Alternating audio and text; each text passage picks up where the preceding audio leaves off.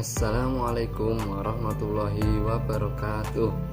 Selamat pagi anak-anakku semua kelas 5 yang Bapak cintai dan banggakan. Gimana kabarnya hari ini? Alhamdulillah, semoga senantiasa sehat walafiat. Amin Allahumma amin.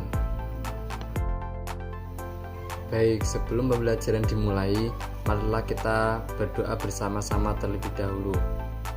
Bismillahirrahmanirrahim.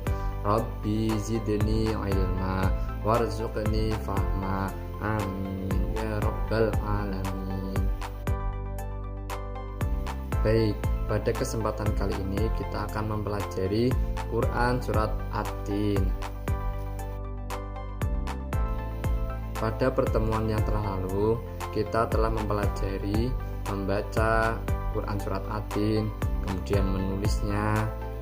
Dan yang sekarang kita akan mempelajari mengenai makna kandungan Quran surat At-Tin. Ayat pertama menjelaskan bahwa Allah Subhanahu wa taala bersumpah dengan buah tin dan buah zaitun. Sumpah menunjukkan kesungguhan Allah Subhanahu wa taala di dalam memberikan peringatan kepada manusia. Ayat ini ditujukan kepada bangsa Arab waktu itu, di mana buah tin dan buah zaitun merupakan tanaman yang paling banyak dikenal di wilayah Arab. Dengan begitu, mereka bisa memahami makna sumpah Allah Subhanahu wa taala tersebut. Di samping telah terdapat gambar, yaitu yang atas adalah gambar buah tin. Seperti itu ya, seperti buah delima. Kemudian yang bawah itu ada gambar buah zaitun seperti kurma, tapi beda, itu adalah buah zaitun. Selanjutnya, ayat kedua juga merupakan sumpah Allah Subhanahu wa taala yang menggunakan nama gunung. Gunung apa? Yaitu Gunung Sinai. Gunung Sinai adalah tempat ketika Nabi Musa alaihi salam mendapatkan wahyu dari Allah berupa kitab Taurat. Itu ya, di samping sudah ada gambar Gunung Tursina atau Gunung Sinai. Juga ada yang menyebutnya bukit, sama aja, seperti itu ya.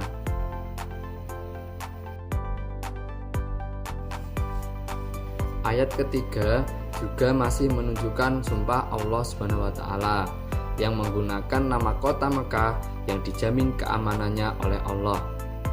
Kota Mekah adalah kota yang mulia karena sebagai kota kelahiran Nabi Muhammad SAW dan tempat Ka'bah atau Baitullah. Nah, itu ada gambar kota Mekah zaman sekarang itu ya, itu zaman sekarang. Zaman dulu nggak seperti itu. Kalau zaman dulu itu masih banyak padang pasir Arab pada zaman dulu. Nah, itu ya, itu sebagai gambaran aja kota Mekah itu seperti apa.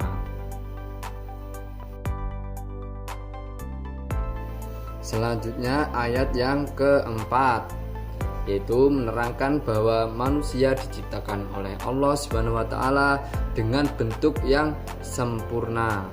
Nah, melalui ayat ini Allah mengingatkan kepada manusia agar senantiasa bersyukur kepada Allah. Bentuk tubuh yang sempurna harus disyukuri dengan cara apa? Yaitu dengan cara menggunakannya untuk kebaikan. Misalnya kita punya tangan ya, punya tangan. Nah, ini tangan dibuat untuk kebaikan, contohnya untuk menolong orang gitu, bukan malah untuk menyakiti ya, menabok, menampar dan sebagainya, nggak boleh seperti itu. Nah, itu namanya kufur nikmat. Ayat yang kelima merupakan peringatan Allah bahwa meskipun manusia memiliki bentuk yang sempurna, dia dapat menjadi manusia yang paling rendah.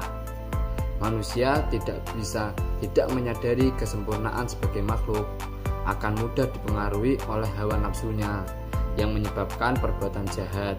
Kejahatan dan kemaksiatan itulah yang menyebabkan manusia ke dalam kehinaan, manusia yang paling rendah. Selanjutnya yaitu ayat yang ke-6, bunyinya illal ladzina amanu wa amilus solihati falahum ajrun ghairu mamnun. namun kecuali orang-orang yang beriman dan mengerjakan kebaikan, maka mereka akan mendapat pahala yang tidak ada putus-putusnya. Jadi ayat yang ke-6 ini menjelaskan bahwa manusia tidak jatuh ke dalam kehinaan adalah mereka yang beriman dan mengerjakan kebaikan. Mereka ini akan diberikan Allah Subhanahu wa taala pahala yang tiada terkira, yang tidak ada putus-putusnya.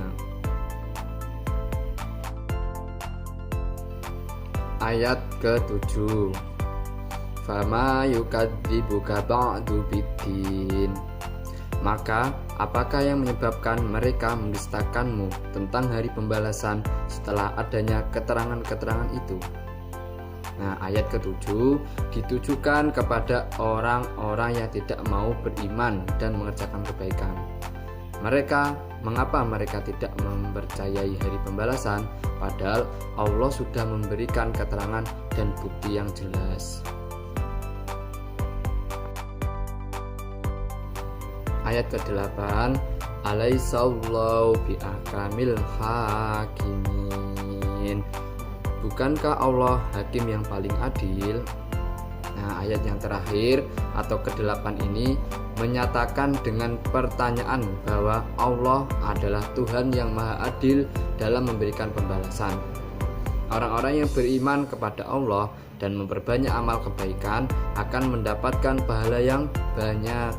Sebaliknya, orang-orang yang melakukan kemaksiatan dan kejahatan, bagi mereka tempat yang hina, baik di dunia maupun di akhirat. Kalau di dunia ya sengsara gitu.